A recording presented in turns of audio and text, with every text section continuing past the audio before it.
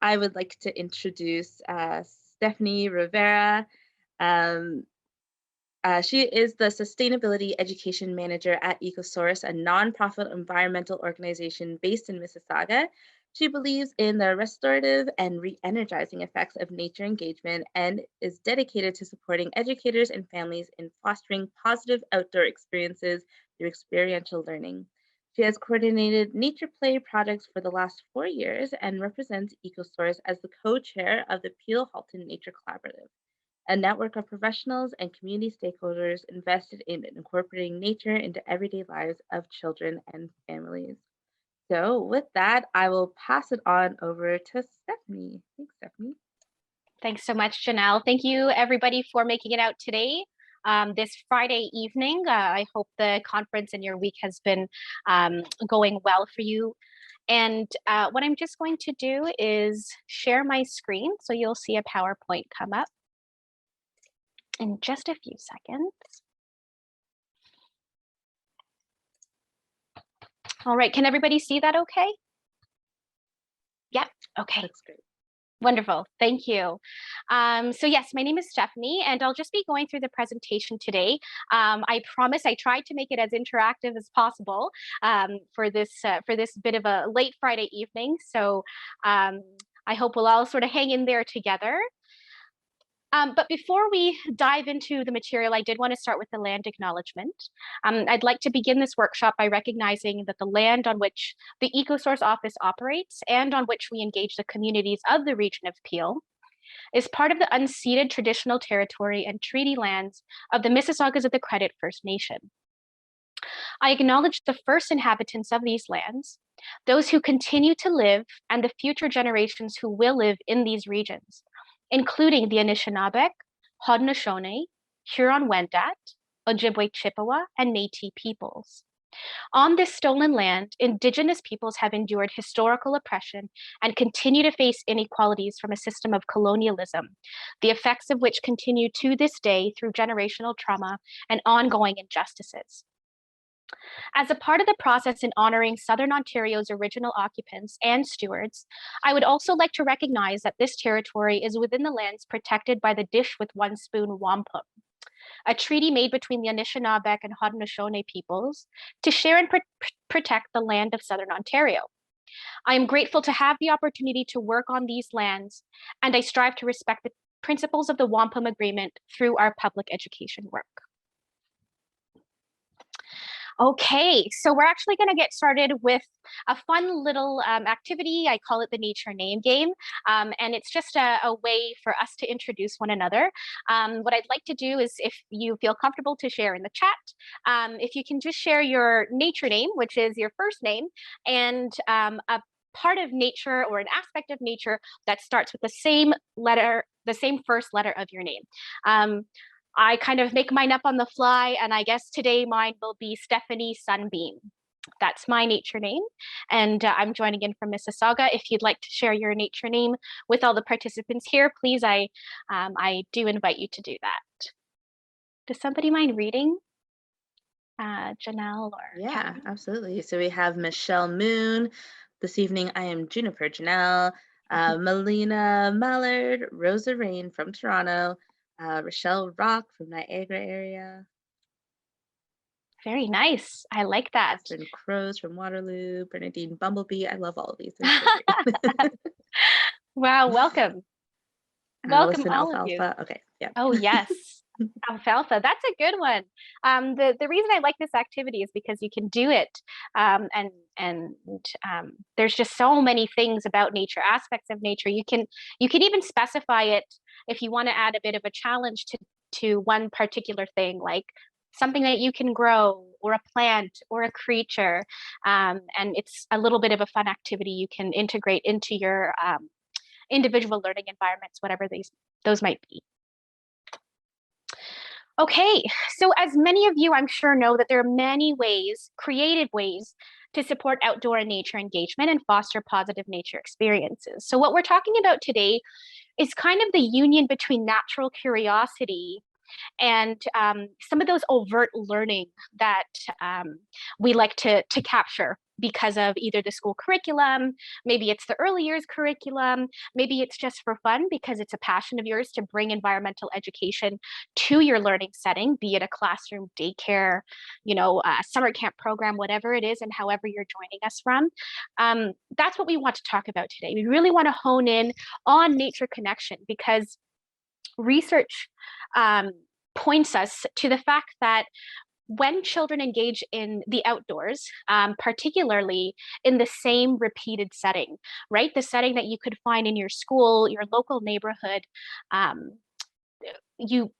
children will grow connections to that place and may be more likely to adopt ecological behaviors, more likely to want to engage in stewardship activities later on, which is why we care a lot about nature engagement. And that's sort of the framework that we use for our nature play programming. As you can see, the background that I've chosen is nature in cities. And that's because within the region of Peel, likely all over places across the GTA, when we talk about nature, they talk about capital N nature. And when we think about that, it might be something like lush forests or trips to conservation areas. And I think it's really important for us to look at what's nearby. Because maybe that's more accessible, but not just that, because it's the repeated places that could make us foster those positive nature experiences and support environmental stewardship skill building for later in life. Okay, so from one sort of interactive thing to the next, I hope we're not feeling too shy because I am going to ask some questions for this activity. And we're calling it How Does Learning Happen, which is a callback to the early years pedagogy framework, right? Which is echoed or rather enhanced in the kindergarten curriculum. And as you look into the kindergarten curriculum upwards to, whichever grade that you're teaching right now, here we specified up to grade 3, we look at curriculum expectations and how they could be met through inquiry-based play or inquiry-based activities. So I'm just going to go through a few photos here. And what I'd like for us to think about, some prompting questions, could be about the skills development. So what's happening in these photos? Not the two that you see here. I'll show them one at a time. What learning do you think might be coming out of that particular activity? How could you document this? How could this be integrated as part of your activities in your programs, in your classrooms, and integration and adaptation in your, in brackets, virtual setting? We're all here in Ontario. We are all doing online schooling. So maybe that's the lens you want to use today, which is adds a layer of complexity for sure. So we can discuss a few of those things as we look through these photos, okay? So when we go through these, feel free to unmute yourself or use the chat function. And then again, if I can get someone to narrate what's happening in the chat box. Okay, so a quick description of what's happening right now. I can contextualize this for you. We had a summer camp group join us at one of our community gardens, and we just laid out a bunch of different materials that they can use. Some of them are gardening tools. This young child here has a magnifying glass, and we just told them, engage with the garden however you like. And so this is what he chose to do. I believe it's a ladybug. I can't quite make out what it is that he's looking at. But does anybody want to start? What do you think is happening here? What learning could be happening? Could you use this where you are? In the chat, I see he's observing. Observing. Mm-hmm. I see independent play and inquiry skills, since he was able to do whatever he wanted and he found something to do rather than just sort of stand around and do nothing. Yeah, and I guess to build off that, someone also says he has flexibility to learn what he wants. Yeah. Great. I was also going to say he's also captivating. He seems to be really focused on what he's looking at. He's really intrigued. And you know what? I was actually here on this day. That's pretty much what he wanted to do the entire time. So they had about a half hour of unstructured activity, and he was just following different insects around the garden. You're right. He was absolutely captivated. Okay. Should we move I on? also, Oh. sorry, there's a couple more things here. I Mm-hmm. see, oops, sorry. What do you wonder? Oops, sorry. What do you notice? What do you wonder? So maybe some questions that we could be asking. Could you Great. provide extensions to draw what you see, write about what you see, or paint, etc.? There's the opportunity to compare characteristics and observe materials as well. Yeah, those wonder questions, I think. I wonder, yeah, great points. Okay, thank you. This next one here, this is a group of kindergartners who came to the Ecosource outdoor play area. And so what I've done was put out trays, and we'll talk about this later, but they're natural loose parts. So some materials for them to play with which mostly came either directly from nature for for some scavenging, or they're made of natural materials, with the exception, of course, of the little plastic butterfly and plastic animals you see them holding. What about here? All right, super quick in the chat this time. I see motor skill development, sensory input and discovery, sorting and patterns, classifying and sorting, again, sorting and classifying, social connections as well. Yeah. Yeah, exactly. So not just looking at the overt learning that's happening, but when you talk about skill development, social emotional skills, absolutely, all very important. So last on that, designing and planning and spatial awareness. Perfect. Great. Thank you. Okay. And the last one here is actually of a much younger child. This was actually at an early years center. And what we did, it was during the winter, and we came to talk about nature. We went for a walk after this, but before we did that, we talked about how to make a pine cone bird feeder. So that's what's happening right now. They're using some vegetable shortening and some seeds to make their pine cone feeder, lace it up to some twine, and then we went for a walk where they hung this on some tree branches.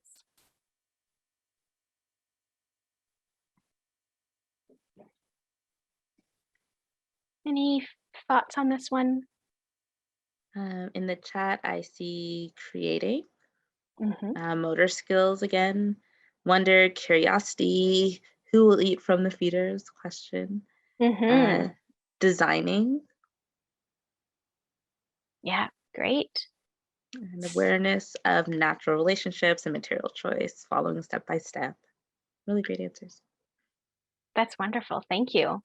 Yes, thank you, everybody. So this can be extended beyond, I know this is a very young child, but if this is something that you can do with your students or with the children in your program, there's extensions that go, right into ecology, right into creatures, right? And that's the grade 2 curriculum. So lots of different ways you can go with something like this. This is probably one of the most structured activities that we had.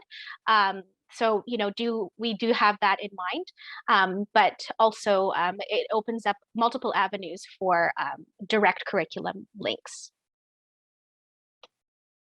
Okay, so now we're just going to talk, I'll just forward a couple of things here.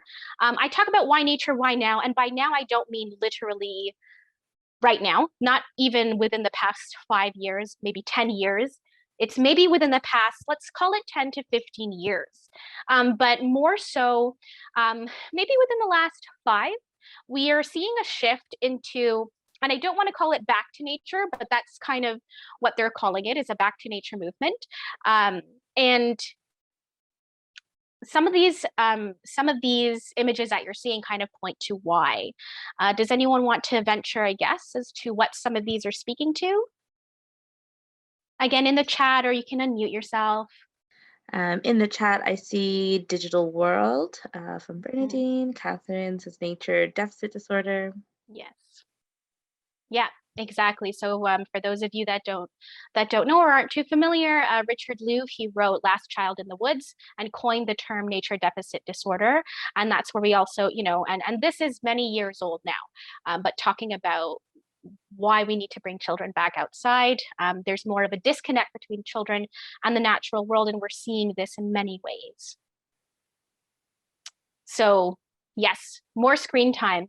And what that means and what we're hearing from optometrists is that children need glasses at younger and younger ages. So this article on visual hygiene is all about those practices that we also as adults need, right? Especially now as a lot of us work from home, giving our eyes a break so that we don't strain them too much when we're working long hours at a computer. A lot of this you can see is related to what I'm going to just call like risk or behavior or activities that seem risky.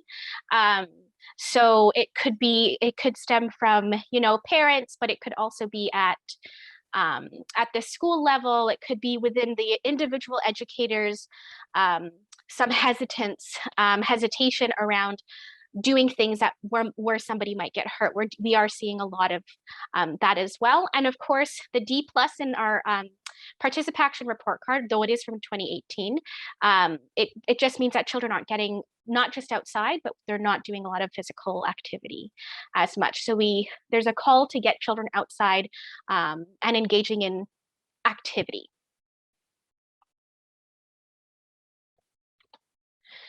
Okay, so I'm wondering if Janelle, Catherine, there is a link that I provided to a toolkit. If you don't mind putting that into the chat. What you're seeing here is just a snippet of that toolkit. So Ecosource recently published what's called Everywhere Nature, and it is sort of a guide or a resource of some sort for anybody that's working with children and families.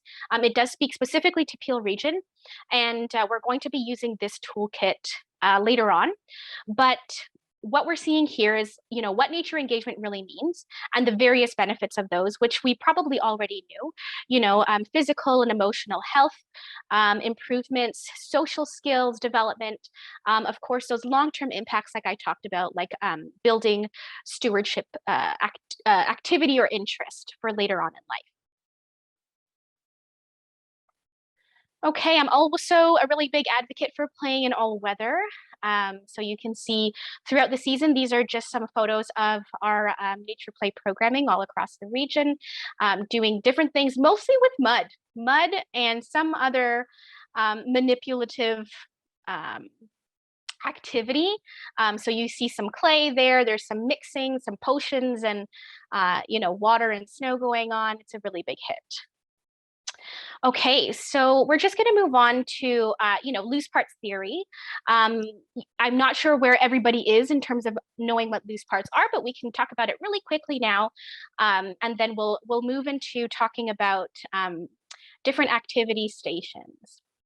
So loose parts, for those of you that don't know, they're materials, they're basically open-ended materials. So materials that can be moved, carried, combined, redesigned, lined up, taken apart, put back together, all of these things in multiple ways. So like I said, they're open-ended. There's no specific set of directions. They can be used by themselves or they can be used with other materials. And what I'd like you to focus on here is the individual glass beads. So on 3 separate occasions, these were brought out, and you'll see that at the bottom left there, there's a couple of children who decided to use the clay and then some nearby branches and those beads to sort of decorate what the face is of what they call their caterpillar car. So they're combining it with those materials. The picture there in the middle, they're using the glass beads very similarly to make a face in a little clay ball. And then on the other side, there is a young child who really just wanted to look at the glass beads. To me, it looks like there's maybe 3 different colors in there, but this child really just wanted to bring it right up to his eye and see what things look like using the different ones. So, what are loose parts? How can we use them for curriculum connections? I'm just going to briefly outline how it was done with one of the nature play programs that I was doing. So we had this huge hockey bag full of the materials that you're seeing here. So a lot of those yarn, cardboard cones, lots of scrap wood pieces. There's painted rocks in here. There's pine cones, loose twigs. And so we just kind of left that out loosely. And the children at this program here remembered what they were learning in class. And what that was about cities. They were learning about, I guess, very high level urban learning objectives. So, you know, what is a city? What is an urban center? Maybe what's a farm? What do you need in a city? And so what they're building here, you can see are bridges. There's some, you know, there's probably some tunnels. Each of those larger painted rocks represent condos. So they were talking about houses versus condo apartments. What are those? So we have the ladybug condo, the butterfly condo. And it was just really interesting for myself and for their teacher to see, you know, completely unprompted, they took the learning that they were doing in the classroom and found a way to connect with it here and build their own city. In a very similar vein, again, 3 separate occasions, we have students, so children and students coming together and experimenting with water, and particularly where there's a sand pit, they were trying to create different water channels. Figure out what happens if you pour things at different speeds. How do they rush down? Where does it lead? And, you know, all of these things were from learning objectives that they were doing at school, or learning objectives and inquiry questions came from these particular activities.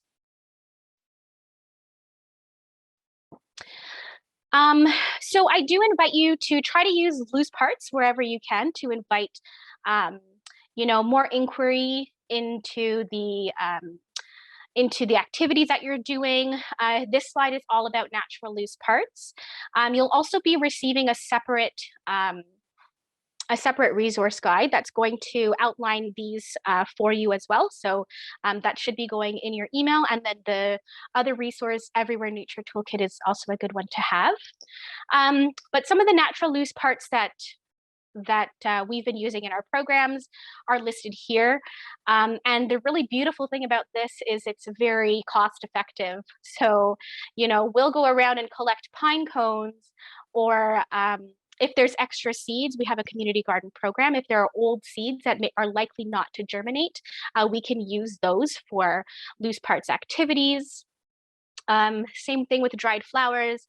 If you are able to have a garden of some sort and you grow something like mint or some other herbs that need to be sort of pruned back, you can use those within your activities as well.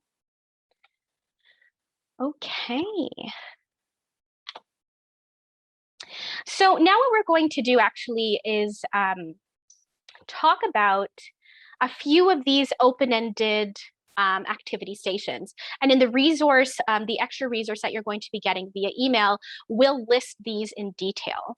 So the first one is small world play, and you saw that in the photo earlier on with the students playing with those little plastic animals. So small world play is really about that fantastical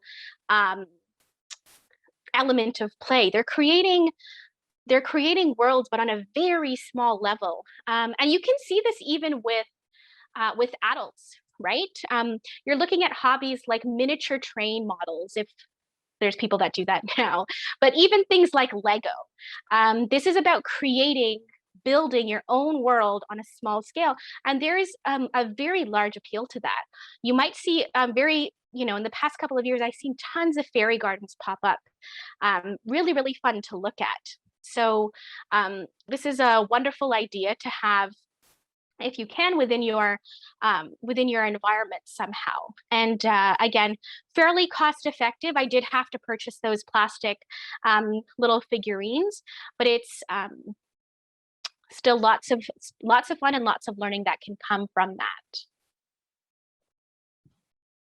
Creative representation. So we can think of this like art, right? So what you're seeing right now is children using clay and then some natural materials like twigs or other wooden pieces. There's some dandelions, those marble or the glass beads, and they are creating their own artwork. This might be relevant if you're an art teacher. You could try to integrate something like this into your curriculum. And even though I say art, I actually also mean performing arts. So not just visual arts. And I'll just show you this clip of students when I visited them.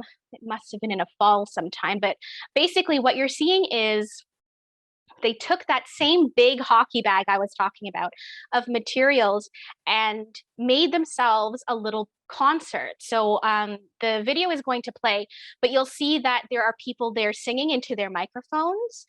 The children at the back there, you'll see, are banging on drums with those large tree cookies. They made a stage with the burlap there and then the cardboard pieces. And then we also had children volunteer to be part of the audience. So I'll just let you listen in on what they were doing.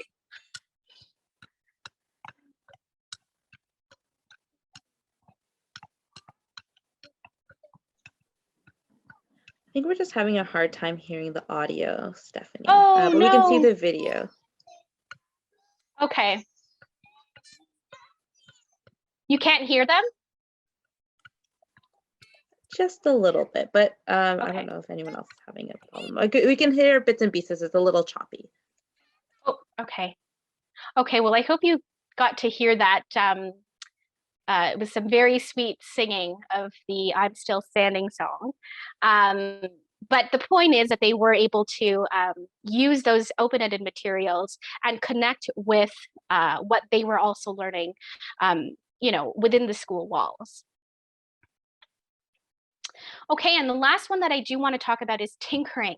And you'll see here, they're children they're much older, but what they're doing is just trying to build. So they're developing some of their fine motor skills. So I just provided some nails and a hammer, some safety glasses, so that they can just kind of get that experience of trying to build. But it speaks a bit to tinkering. And when you make those connections in the curriculum to like the STEM learning, so integrating some bit of that engineering and that math, it is becoming wildly popular, talking about robotics and things like that. These are all versions of play, and that have that learning associated with it as well. Okay, so I did want to take some time. How many participants do we have? Can I just stop sharing my screen quickly? Yep. Yeah, that's we have fine. 14, including the three of us as hosts. 14. Okay, so you know what? Maybe we won't need to do a breakout. I'm thinking we can do that here just as a bit of a smaller group. Now, what I'm going to do is I can share, or if somebody can share the link for the worksheet. Is that okay? Yep, I put it in the chat. Oh, perfect. Thank you. Okay, so if everybody can click on that, you should be able to open up a Google Doc. And what I've done is just, I've asked everyone to go to pages 8 and 9 of that toolkit that I was talking about. And then there's an infographic on the following 2 pages, so page 10 and 11, that discuss design considerations for wanting to bring nature-based activities into your own setting. So either implementing some or enhancing the existing ones you do have into whatever learning environment that you have.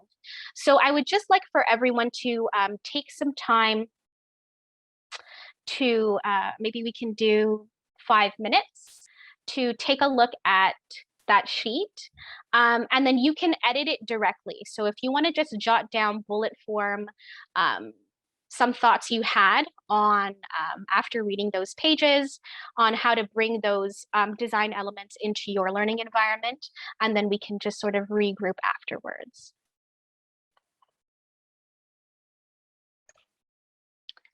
Okay, I know I do still see some typing, and that's perfectly okay. But what I'd like to do is sort of bring it back to do a bit of a larger group discussion. So what I can do is share my screen right here.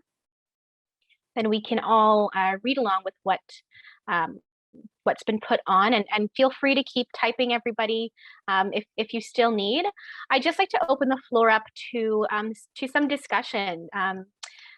Could you share anything that resonated with you? If you wanted to speak specifically to the point that you wrote, please do so. If you see someone else's response, and you'd like to comment on that as well, please feel free. Again, using the chat box, or you can unmute yourself.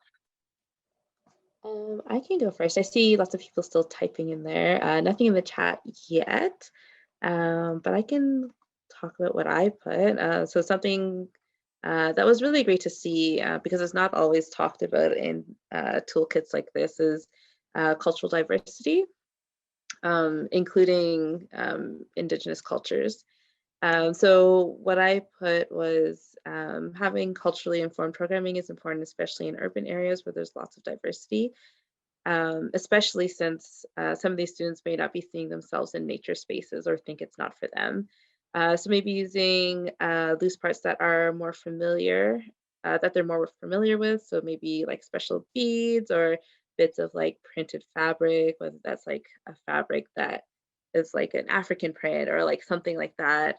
Maybe using like familiar seeds, if you're using like seeds or rice or something for like small world play or sensory bins.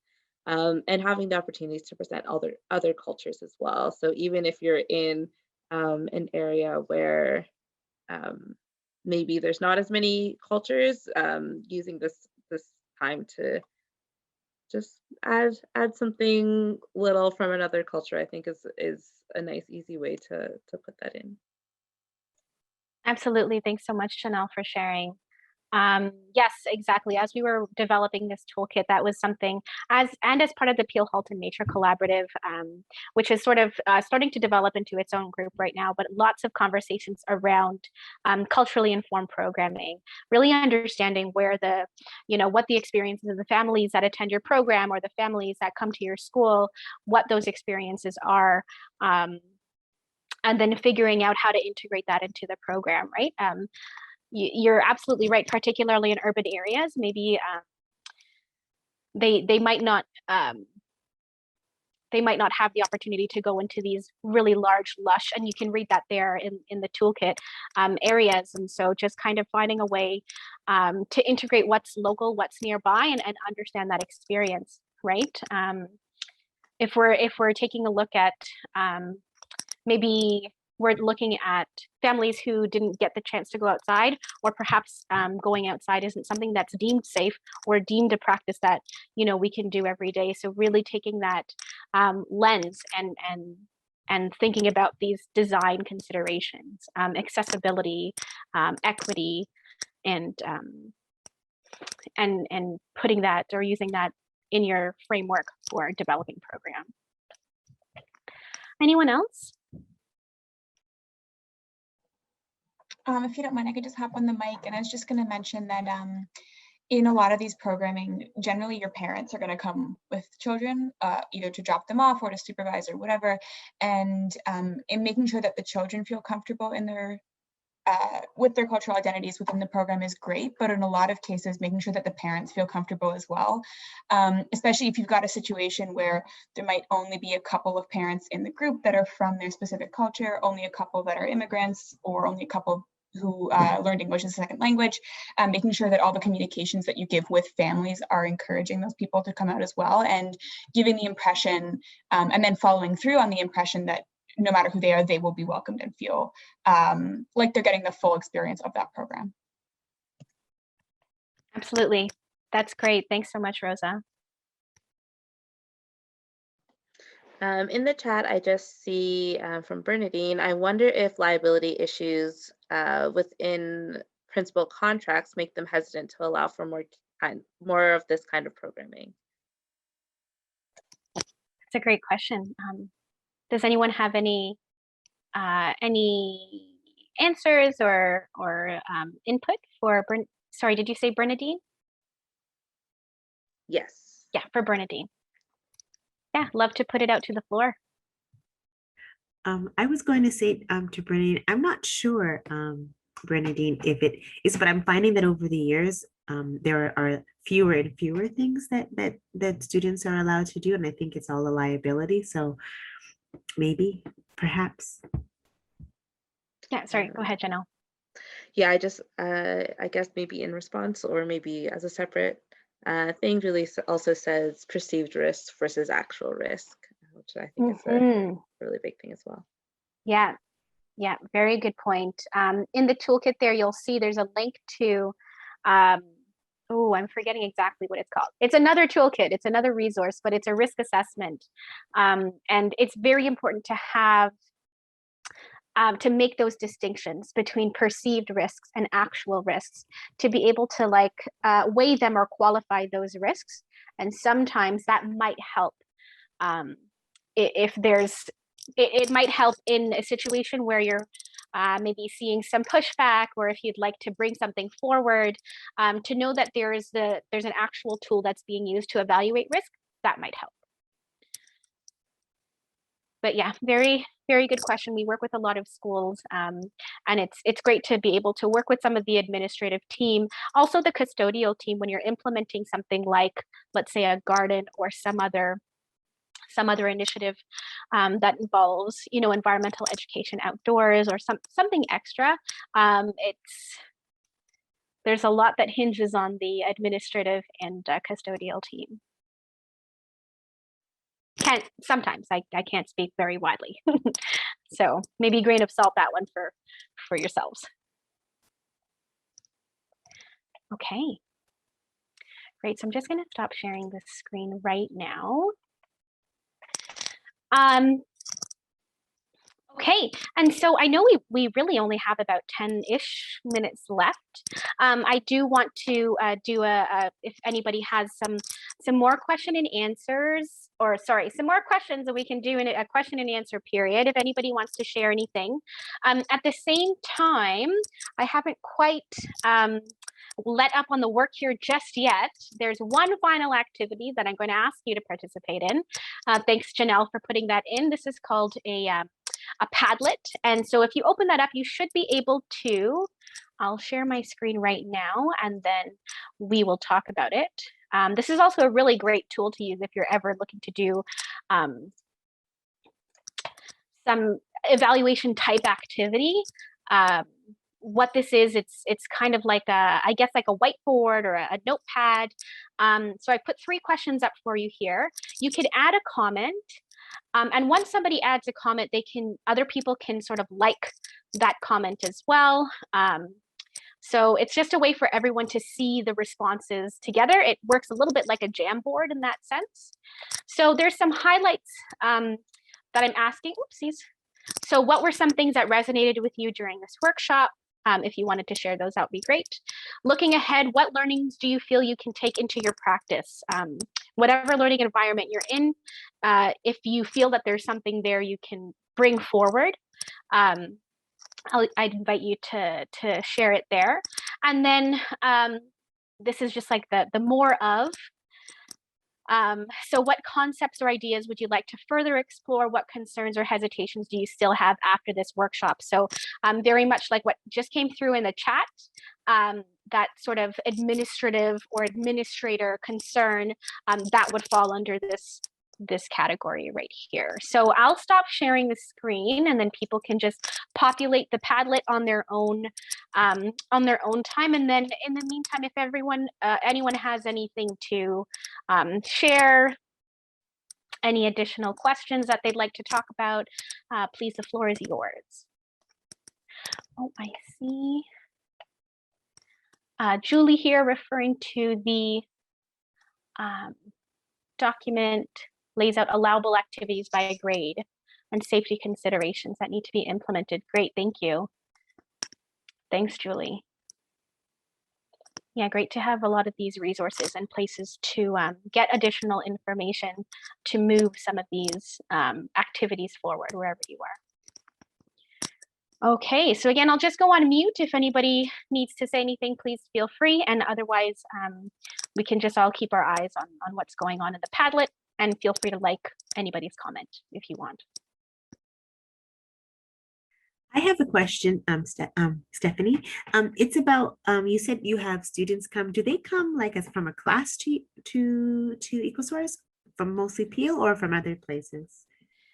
So for the most part, it is Peel region, but we have had groups coming in from across the GTA. So it's actually a bit of both. Ecosource programming, of course, pre-pandemic was both within the spaces that we operate. So that is the nature play space that I showed you, as well as our community gardens. But we also brought programming to classes themselves. So we offered mobile options as well. And now it's mostly virtual. I can leave our, you'll see our contact information at the very end of the presentation. I'll leave that up, but there are still virtual virtual programs happening. Thank you. No problem. Thanks, Allison. Okay, so some highlights here. The identifying barriers section in the toolkit and the approaches to supporting nature play. Interesting concepts there. Thank you so much. There was a lot of time and effort, lots of evaluation activities that went into this toolkit, so I really appreciate you saying that. Creative ways of supporting engagement. Thank you. I hope so. I hope you're able to take some of what you learned and translate that into your space. Thank you. Looking ahead, what learnings do you feel you can take? So working as a float educator in a center. So I think I can put together a kit. Oh, beautiful. Yeah, to bring with them the group of children in the forest. Yes, absolutely. I know educators, they call it their wonder wagons. They bring those out whenever they go outside. And sometimes they'll do a collection, or they'll have students or children with their individual clipboards for those prompting questions. I think, I wonder. The risk checklist, great, thank you. Thank you, you're very welcome for the resource. If you'd like to learn more, I will share that slide. Using more wider variety of loose parts with children, give them time to create and discover, absolutely. Maybe you wouldn't be surprised, but we see a lot of times there are students who, either their families or their teachers don't anticipate them to stay at a particular activity station for long, and they're quite engaged, quite captivated, as we talked about at the beginning. Sorry, Steph, I have a question about that. Yeah. I have a daughter who is pretty young still, but because I'm like in that mode of like, I don't know what to do with her, like I've been looking at like lots of like independent play things and loose part things, and like reading more and absorbing a lot of information there. And some of the things I hear is like, oh, my kids like won't play independently. And I guess this is a little different because there are other kids around in most of these cases. But do you ever see some kids just like standing around like, I don't know how to interact with this. I don't know how to turn my imagination on in order to do what you're asking of me. Has that ever come up? Absolutely. Yeah. That's why when we do our nature play programs, it's actually a set. That's one of the reasons I talked about the 3 different activity stations. Whenever we have programs, there's a variety to choose from. And the go-to thing I find that helps with that is anything related to messy play or like manipulatives, right? So we talk about the like Play-Doh or the mud play, the water, and you just bring a bunch of bowls and scoops, and children will just go in there and just manipulate it how they want. So I do find that pretty helpful. And so every time we have a program, we always have something like that. And it's great to have during the summer. You can have sand. In the winter, collect those leaves. The fall, you can collect the leaves. Winter, the snow, and those help a lot with any hesitations or kind of reluctance to actually just go out there and engage with the materials. Okay, thank you. No problem. Great creative representation. Thank you so much. Teaching sustainable development goals, yes, will be easier and natural. Thanks so much, Bernadine. Yep. Yep, the SDGs for younger kids definitely can be done. And then what you might want to hear more of. Bernadine, this comment here, do you mean nature deficit disorder? That first comment in the Padlet. It's it says here physical activity disorder. Okay, yes, so it's nature deficit disorder. And it was coined by Richard Louv. I could type that in the chat.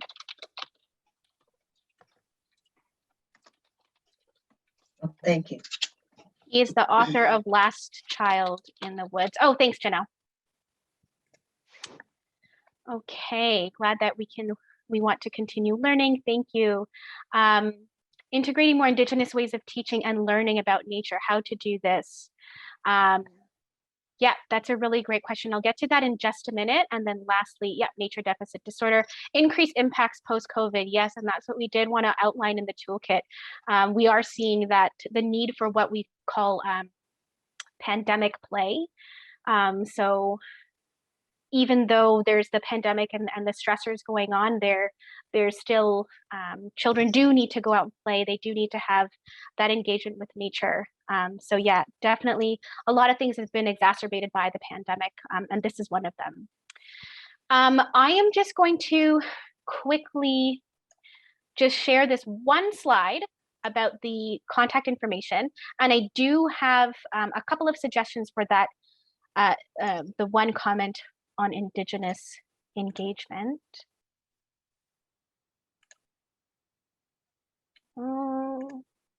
There we are. So that's my contact information there, but you can follow Ecosource, and there's our website with the newsletter. So yes, we do see a lot of our participants in engaging with local Indigenous partners, so they could be knowledge keepers, elders, and so one of the things that I would suggest is reaching out to your local friendship center and try to keep in touch with them, see how you can collaborate and work together. They also provide programming, so is there a way that you can collaborate on both of your project goals? And it really is about fostering the meaningful relationships, meaningful partnerships, and is something that is also yet very, very important to learn about. So I don't have a specific answer for you, so I'm sorry about that, but a good first step is to get in touch with your local friendship center, your local Indigenous organization. Hey. Thank you very much, everybody. I really appreciate you staying on and participating. Thank you. Great. Thank you so much, Stephanie. That was really great.